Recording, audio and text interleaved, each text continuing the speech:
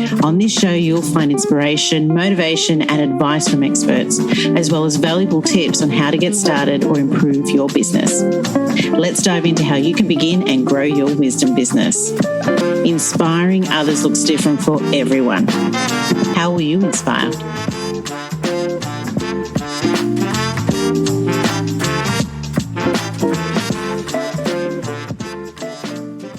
So welcome to the Wisdom podcast, and today we're chatting with Fred Joyal.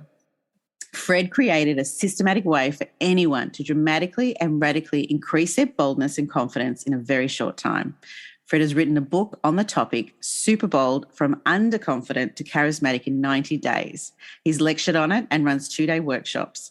Fred has been an entrepreneur for 35 years and has also coached executives on how to avoid the same potholes that hit him himself. Fred, welcome to the Wisdom podcast. Nikki, very excited to have this conversation. No, so am I. I've heard about your book. So tell us a bit about yourself and how you got started on this coaching journey. I wandered through my 20s not knowing what I wanted to do, and I was a very underconfident and shy person. I missed all sorts of opportunities and hesitated in all sorts of situations, and it was very frustrating for me.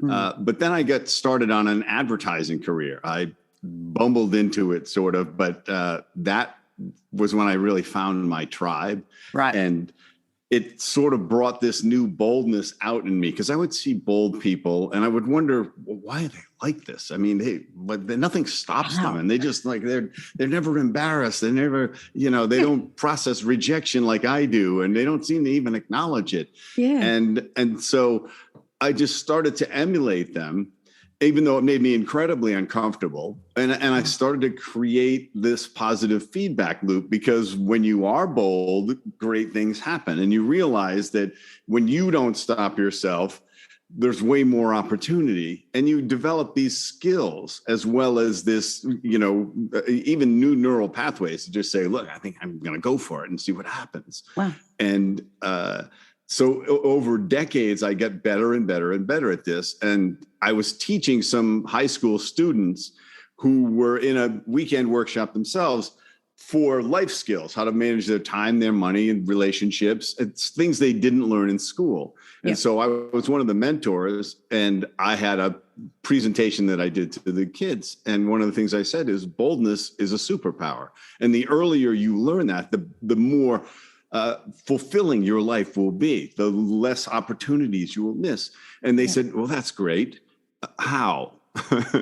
And so I realized, and one of the great things in life is when you make a public commitment, you kind of have to do it. You have to do it, yeah. It's out there. So I said, I will write the book. And so I just started to take all my notes, and over the next couple of years, really boiled it down to the very concise set of messages and exercises, and just really accumulated kind of everything that I had learned in the business world and the social world in terms of being out there and meeting people and chasing opportunities and taking reasonable risks and all of that, and expanding my comfort zone and building my boldness muscle. And so that I sold my business, had a longstanding advertising business for about 28 years. And finally sold that, and this became my passion, my MTP, as a lot of people throw around. Is like, I want to help as many people as possible become as bold as possible, and then chase their dreams and live fulfilling lives and make the world a better place, solve some of the big problems, step up and say, oh, I think I can fix this, because we got a lot to fix. So that's where I'm at now. And so I'm out there speaking on the book and promoting the book and running workshops that accelerate people through the process, and doing podcasts like this. Oh, that's amazing. Like, obviously a lot of us, create solutions to the problems that we start off with, obviously. So what would you say was the biggest lesson that you shared, or that you find common when you do share the whole transformation, I guess, from shyness and to be bold with your students? I think what happens to people is they become fearful of failure at Right. like somewhere in their 20s. Mm. And they never want to fail again. And we have a fabulous stigma on failure, F, that's you failed that class. Yes. We're taught to think about avoiding failure, which is the opposite of what you need to do to grow and succeed in life. Is you have to embrace failure. You have to understand that this is the only process for getting better. Exactly. And it's not, there isn't some other magical leapfrog way over failure to blazing success. Yeah. And so I see people creating this comfort zone for themselves and then just staying in it. Yeah. And their lives get very mundane and very stale and very mediocre. And then they don't know why, but they don't have the boldness muscle to get themselves out of it. And there's no system. Nobody's teaching them some way to say, well, this is how you build your confidence and boldness. And this is, you got to endure failure. You got to endure, difficulty and discomfort in order to get more comfortable. You can do it. You can learn it. They think that it can't be learned. They think, well, I am like this. And that's the other big thing, of course. We get trapped in our self-definitions. Yeah. I can't sing. I can't dance. I'm bad at math. I'm terrified of public speaking, which is just talking. It's easy to say that, though, isn't it? It's like an elevated platform where you are talking. It's like if you boil it down to what it is, it's kind of ridiculous that it terrifies people. Yeah. But I understand how powerful it is because we have a physiological reaction to psychological trauma, or our bodies react to it. And I was talking to a friend of mine about this, and he says I believe that physical trauma is mild compared to psychological trauma. He says physical trauma, you break your arm, you get bit by an alligator, whatever, it's going to heal. Yeah. Your psychological traumas are not going to heal unless you deliberately do the things necessary to relieve that trauma. Yeah. Yeah. And it impairs you through life. And so a lot of what I'm getting people to do is realize that the stories they're telling themselves and the impairment that society has put on them and the hurt that they've decided to carry is what's holding them back. Yeah. And all they have to do is realize there are choices that you can choose to be bold. You can choose not to be embarrassed. You can choose to be uncomfortable and fail upwards. Exactly. It's amazing how like the conversations just sort of mold together, like from, just this weekend, to be honest. We were talking about, you have a choice in how you feel. You can control that. Control what you can control. Like just, and we were talking about that with our daughter who's, preteens, but it was one of those conversations of, just, she's a Leo. So we always say you're a Leo, just raise your voice. You've got a big voice, be a lion. That's just how we sort of, we've worded it with her funny. Anyway. That's great. But, because one of the things I talk about in my book is like, we speak really softly when we're it's like, speak up. Just, and we tell ourselves we're shy, so we behave in a shy way. We actually are just exhibiting shy behavior. We are not shy. We are not genetically shy. And that's what a lot of people think. Well, I'm an introvert because they do the Myers-Briggs thing and it says, oh, I'm an introvert. It's like, oh, so really? So you're going to act that way the rest of your life? I have changed my Myers-Briggs radically in 30 years from what it initially was, just because I didn't accept it. Yeah. And so you can accept the label, you can say, or you can work in spite of the label and say, well, okay, this is a physical disability or a mental disability that I might have. So I have to work harder. Yeah. I had a brother who had polio as an infant, and his body just does different things because he didn't have muscles in certain places. Yep. And and he doesn't think about it. He scratches his head by lifting his arm with his other arm. He doesn't think, oh, I need to push my arm up. His body just does it just like I do this. It compensates. And so it's all about letting go of the unhealthy adaptations that you've developed, realizing they're just adaptations. Yeah. Because if my brother ever had like shoulder implants and he got deltoid muscles again, he would just start doing this, and it'd take him about a week and he would do this. He wouldn't go, oh, well, I don't like to lift my arms. Yeah. Because I'm a guy who can't lift his arms. And so it's, we entrap ourselves. I tell people, you are in a prison of your own making and the door's unlocked. I was about to say, it's like utilizing what you have. You have a voice, use it. Just there's always thinking outside the box. We've always, taught our kids that. And this whole thing, I had this fabulous experience recently. Where I was at this convention and we were in this little cafe and this woman was with her daughter, who I'm going to guess 2.5. And she's dancing, right? She's found a little platform that she could dance on. And I just looked over and I said, are you going to dance for us? And she smiled. And so she just kept dancing around and because there was music playing and stuff and her mom's just looking at her. And then the mom and daughter get to leave. Now we're talking to the mom for a while. So they're 10 or 15 minutes with us. Yeah. And the mother leaves with the daughter. So I wave goodbye to the daughter. She waves to me and then she comes over and hugs me. Oh. And then she goes and she hugs the other 2 guys at the table. Yeah. And we were just like, oh my God, this girl is so wonderful. Yeah. Then I saw her later outside the hotel and she was hugging the valet. Yeah. And the mom was like, she just hugs everybody. What she does. And I thought, hope that nobody squeezes this out of her and embarrasses her for this or whatever, because she's open. Now, obviously, be careful, but at the same time, there's this openness that you have as a child, and all you have to do is rediscover it, because now you're grown up. Now you can talk to strangers. Okay, and I tell people that's the number one thing when people say, "Well, how do I start?" Talk to strangers. Yeah, you're allowed all the time. Yeah, whatever, wherever you are. Don't you're not 8 years old. Don't worry if they offer you candy, eat the candy. Even you're safe now. You're grown up. If they got a white van, avoid the white van. Avoid that. Always the white van's dangerous. But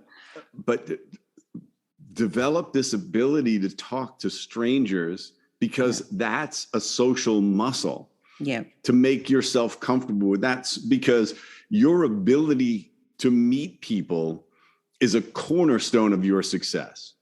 Your ability to meet the people you want to meet that could benefit you, that could be a customer, that could be a mentor, that could be an advisor, could be an investor.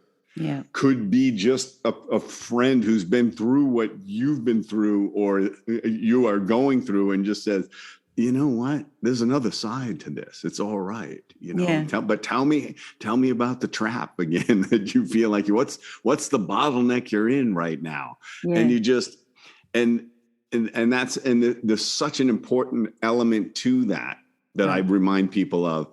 And it's been very much, I was going to use the word poison, but that's too strong a word. But networking has deteriorated that, because networking comes with an agenda. Yes. Okay. Yeah. If your only agenda when meeting somebody else should be to connect with them as a human being. Yeah. Anything else, any ulterior motive, they can sense it. And you've come into the encounter with the wrong agenda, and it will taint that, and they will start to put up barriers. Yes, I was about to say, there's this this defense sort of comes up. Yeah, I say it's like desperation. Like you can smell desperation on people, and it's a repellent. Yeah. So it's the same thing with having an agenda. It's like, I need to get to know you because you might be a customer. Yeah. I may be able to sell your home, or I may be able to, sell stocks to you, or you may want to buy my service or whatever, or you may know the guy I know over there. I need to know over there. So I'm using you as a connection to get to him or her. And it's like, you stink, right? With hustle. However subtle and refined you think you're being, lose it. Yeah. And and that's what bold people have learned. It's this, they just connect with people and stuff happens. They trust that the stuff is coming, and it may not come from you, or it may not come from the whole room, but they're going to behave that way anyway. They're going to find out what's interesting about you and make you feel good about yourself. That is another life skill. Is to everybody you meet, make them feel better about themselves. That is such. Stop worrying about being so interesting and so clever and so important and so appealing, and just be nice and make somebody feel better about themselves. That is such a good point. And that's what I was thinking, as you're saying, I'm thinking, you should be meeting people to meet them, not like to know who they are, rather than what can they give you. Because life isn't just about that. And what you receive will come at some point, whether it's like you just said, through them or a message or, an idea, whatever it is, there's a transfer of information and energy along every conversation you have with people. But, I've always, my mum has always taught me, when you're walking down a path, smile at that person. Just smile. You don't have to talk if you don't feel comfortable talking, but just smile. It was very hard when we had COVID and all our masks and going for walks and everything. I was smiling with my eyes as high as I could. Smile. Exactly, smile with your eyes. But I looked a little insane when they took the mask off. Yes. Yeah, but you don't know how it will affect them. That person smiled at me. That was really nice. It's that sort of momentum that you could just, it would just keep rolling through that person or yourself. And it's one of the exercises in my book, because my book is full of exercises that build your boldness muscle gradually. Yeah. And it starts with nonverbal. It's just smile at 10 people a day. And if they don't smile back, don't take it on. It's not about you. We want to take everything on. We worry about what everybody's thinking about us. But I just opened up to you. Yeah. Yeah. They're thinking about themselves. And this could be the worst day of their life. Change what it means to something less harmful. Yeah. Because you don't know. So why are you interpreting it as something so negative? I'll say hi to people, like in my building, I'll say hi to people. Some of them don't say hi back. And I think, wow, that's, they must be in an uncomfortable place where they can't say hi back to somebody, but I don't go, I must be unworthy. Yeah. There's no reason to translate it into that. Yeah. And then the next stage is to be generous with compliments. I call it doing drive-by compliments. I like that.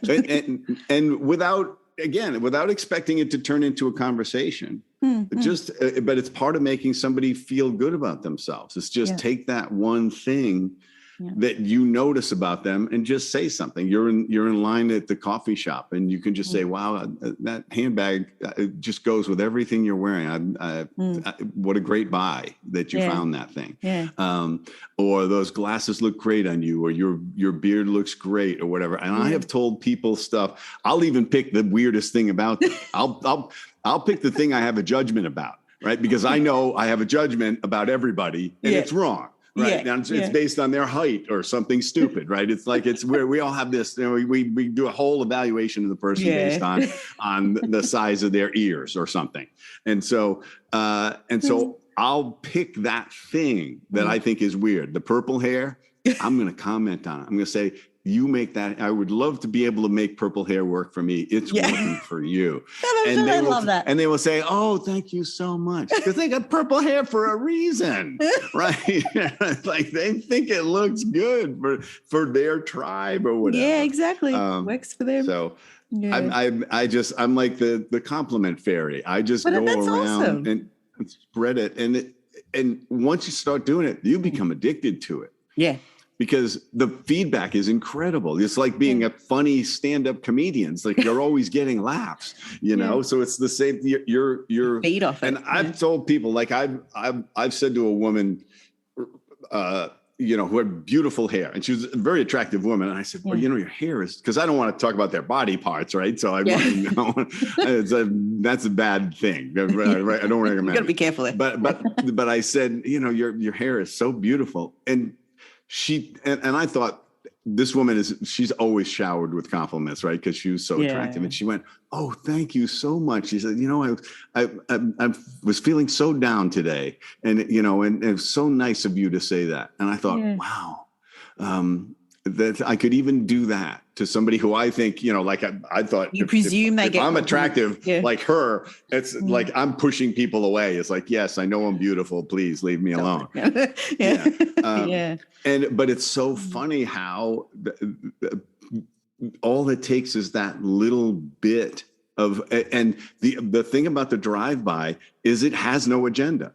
You're not looking. I'm not looking for her phone number. I'm not looking to start a longer conversation. And now sometimes it turns into that.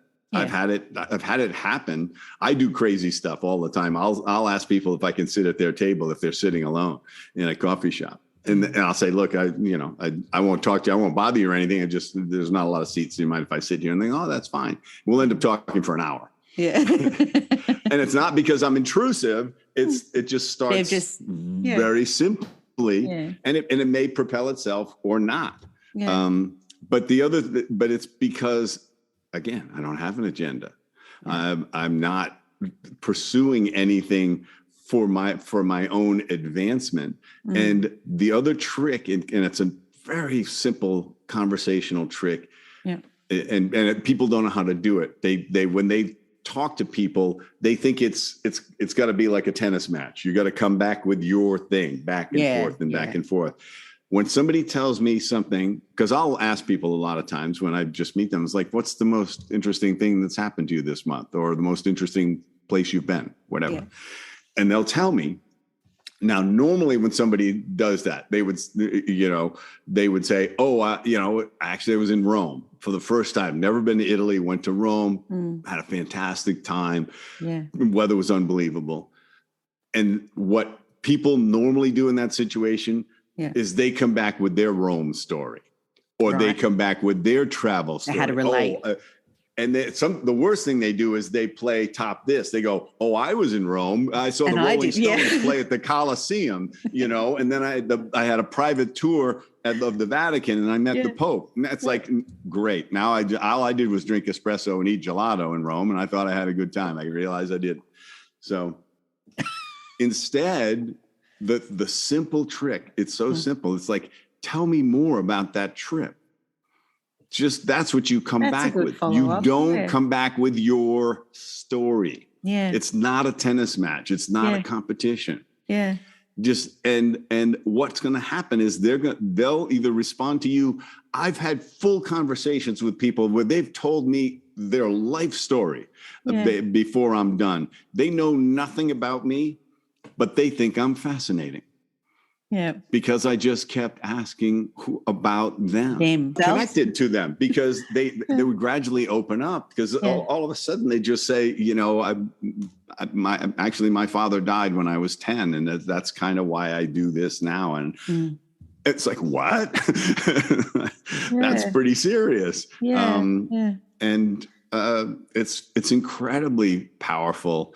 And then you can start to talk about yourself, but you don't have to, you're not trying to level the conversation with your stuff.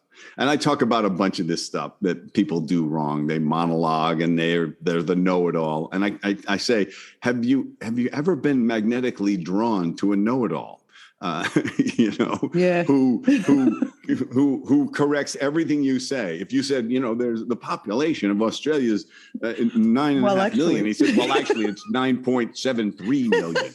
Like, oh yeah, that really helps in this conversation is to narrow it down. Are you sure you know the exact birth rate? But that's how people, they feel good about themselves by doing that. but they don't make Right. anybody else feel good about No, themselves. they don't. They No. reverse the process because they're so insecure.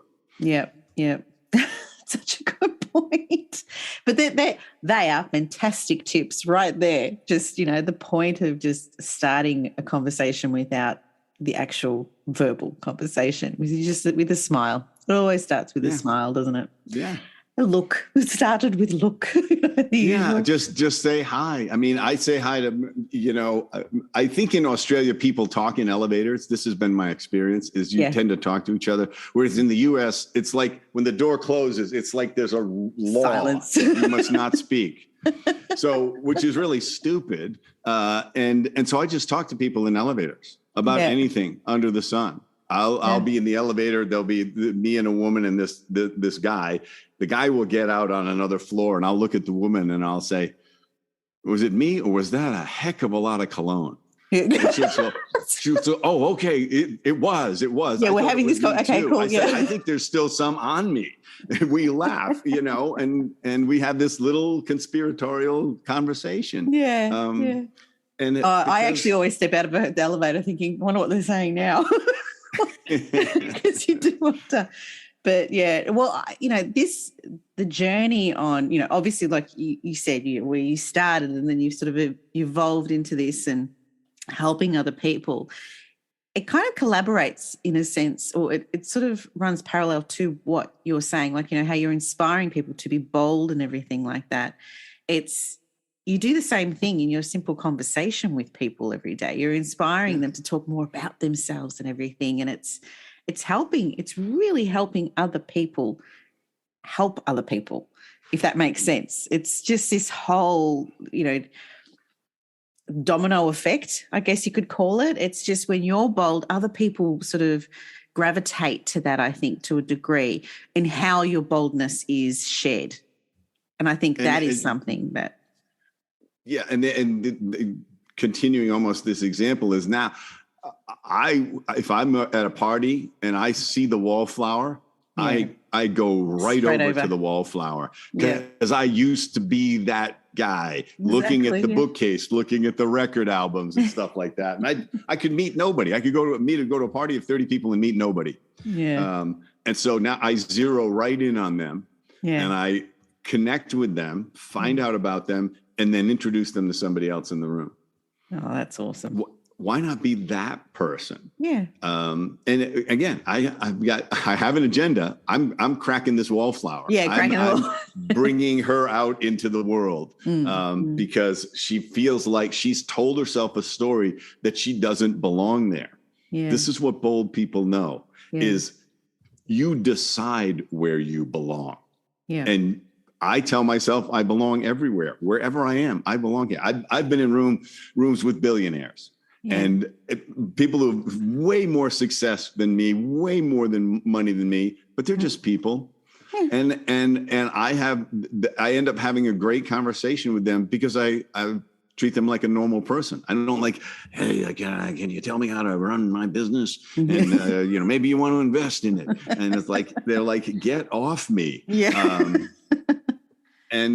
So when you learn to do that, suddenly, I mean, I've had it happen with so many times that I just learned it. And young Fred would have missed every one of those opportunities because I would have told myself the unworthy story. Yeah. Oh, he's not going to want to talk to me. I'm nobody. I've never done anything. I haven't succeeded. And my success is nominal compared to most of my peer group. Yeah. I have friends who, are like staggeringly successel. And friends who are, struggling like I struggled and I still struggle. I've been divorced, so it resets your cash flow. Yeah.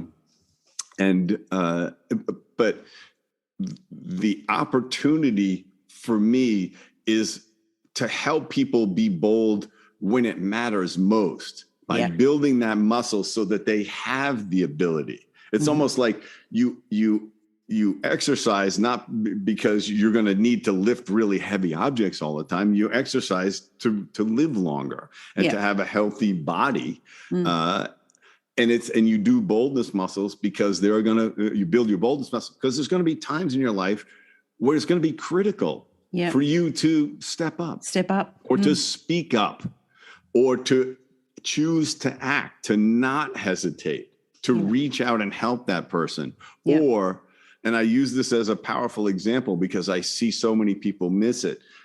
You lose a parent or you lose one of your best friends. And I've seen people, they won't give a eulogy because I hate public speaking.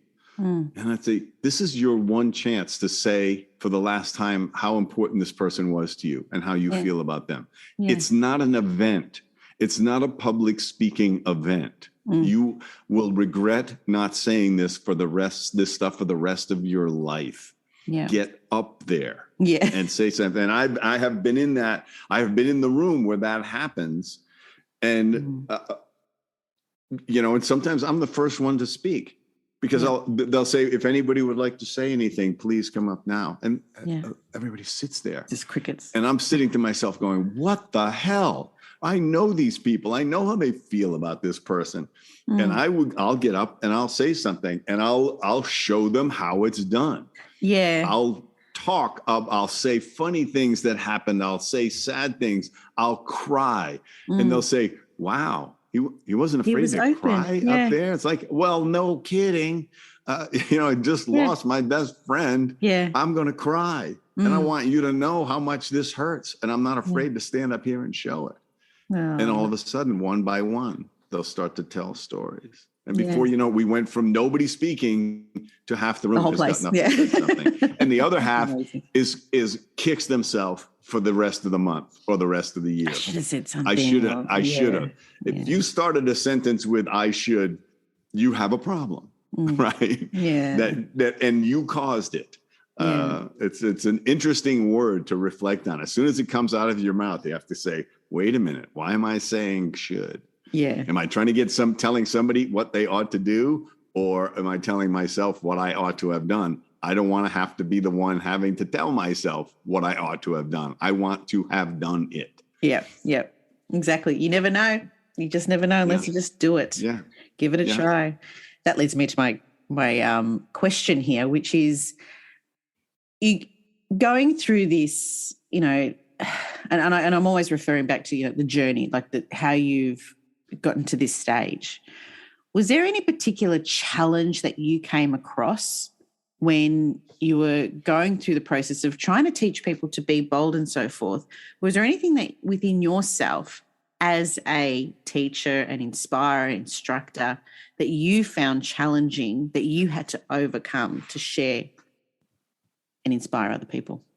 Yeah, I had to overcome the worst thing I had to overcome, which was a real detriment to my interactions with people, is I thought I had to be clever. I thought I had to be interesting right out of the gate. So I had to be funny. And so my default humor was a lot of times something negative or something sarcastic or whatever, because I went to an all boys high school, which doesn't teach you any social skills at all. It really is terrible. And so because we competed on being how cruel we could be to each other. And so I had to stop trying to be that type of what I thought funny or clever was by being biting in my wit. And I had to just shut up and realize the impact that what happened. And it was my ex-wife was the one who really talked about it because she was hypersensitive to sarcasm. And to me, it was just funny. But it wasn't to her. And the word is from the Greek to tear at someone, which is really interesting. And because that's a lot of times what it's doing. And I had to wring that out of myself and stop trying to. And it was all insecurity. It was like I didn't feel like I was worthy, so I had to find a way to be interesting. Right. Instead of just saying, overcompensate I belong or something. here, and I don't have to prove it. I don't have to prove to anybody I belong here. I just belong here, and I'm just talking to people and finding out what's interesting about them. That's, it's, well, that would, obviously that's a personal growth through that whole, going through that. And we all have to learn somewhere along the way. Well, we learn all the time, but going through that, that's a big lesson to learn personally, to change, because it obviously, does direct how you share your wisdom with, with your audience and so forth. When it came to actually creating your business in this arena, is there any advice that you could share with others who are looking to do something similar? I think the hardest thing is to find out what works to communicate to your audience, to your marketplace, because we live in this ever shifting world of advertising and marketing. When I get into advertising, it was a fast paced business. It's 20 times faster now. In terms of how you get your message out. I think if you are sitting there telling yourself, oh, well, TikTok isn't the way to promote my business, ask yourself why you think that. And if that may still be true next year. Because for years, well, no, and it may not be true this year, but why not get good at it now when you're going to suck at it? and right, instead of having to jump in when everybody else is really good at it. And it doesn't mean TikTok. It means you have to find the tribe that is interested in you. We have 8 billion people in the world. You don't need everybody to like you, find you interesting, or find what you have to say or offer valuable. There's so many ways to attract people now. We used to, go back 100 years, your business, most of the time, for almost everybody, your business involved the people within a 10-mile radius of your business. Yep. Now your business could start in Nigeria. Your entire customer base could be Nigeria and maybe a little bit in Zimbabwe. And nobody in Melbourne knows who the heck you are. And it doesn't matter. Yeah. So realize that there's so many ways to find your people, and you will be wrong. Just the thing about advertising, the immutable rule, it seems like, is 50% of advertising doesn't work at all. This is what we used to say when I first got in the industry. The problem is we don't know which 50% it is. So you have to try all of this stuff, and it's just like I'm going to create a viral video. Good luck with that. Okay. But what's going to happen is the thing you find, the stupidest thing you've done, and the most uninteresting thing you've done is on fire. All right. Because it resonates with a whole bunch of people, and they shared it with it, and you just found a whole new tribe. Yeah. It's almost, there's companies out there that try to create a viral video for you, and it can't be done. Coca-Cola can't figure out how to do it. So why are you thinking you can? Just do whatever. Be passionate about your message and listen to the marketplace. The marketplace is going to tell you what resonates with them. Yeah. That's good advice right there.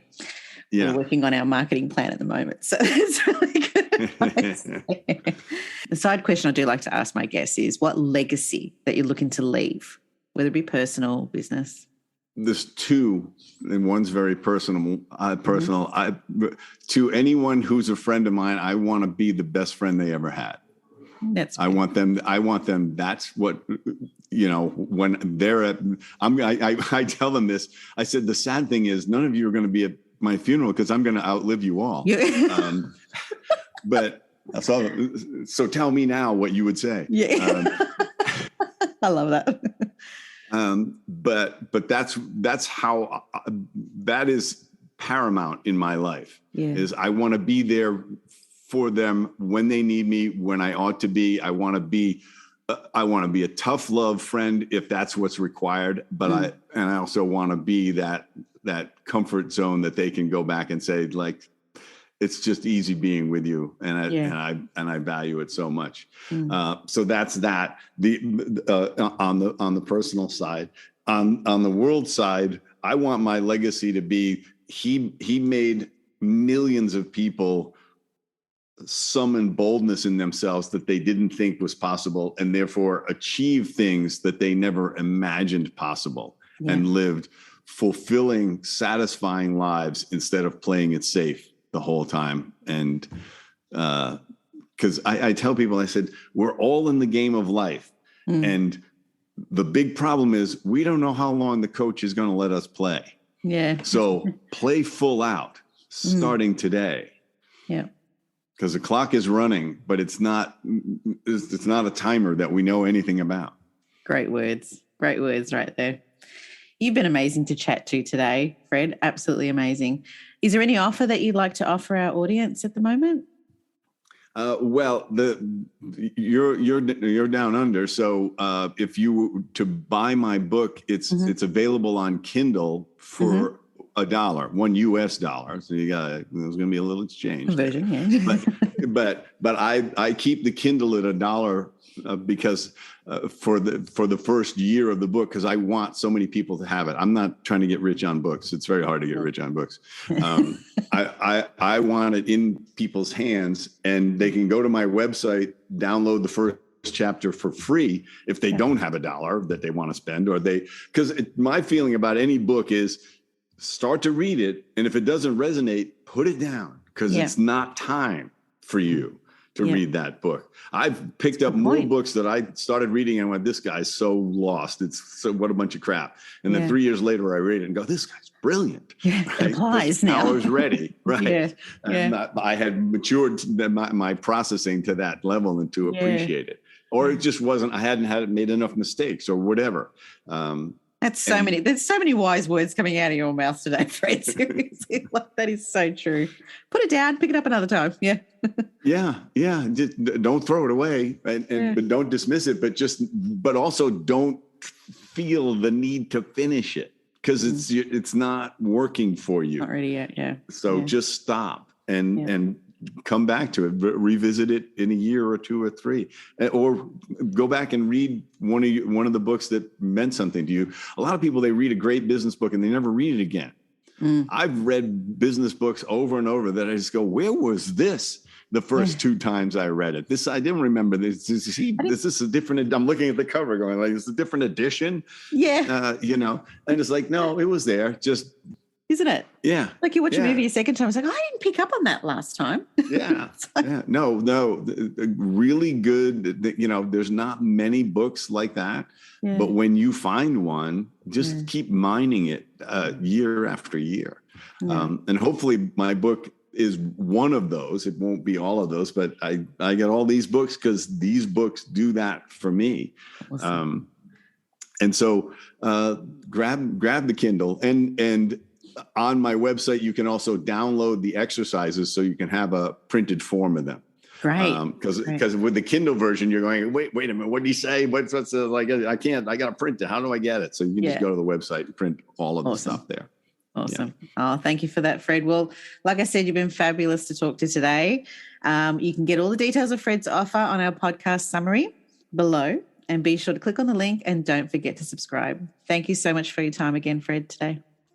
My pleasure, Nikki. Thank you. Thanks for listening to the Wise Dome podcast. If you enjoyed and have been inspired by this episode and you'd like to support the podcast, do subscribe and please share it with others. Post about us on social media or leave a rating and review. To catch all the latest from me, Nikki Kelly, you can follow me on Instagram at Wise Dome Podcast, WISEDOME Podcast. I'm Nikki Kelly. Thanks again, and we'll catch up next time.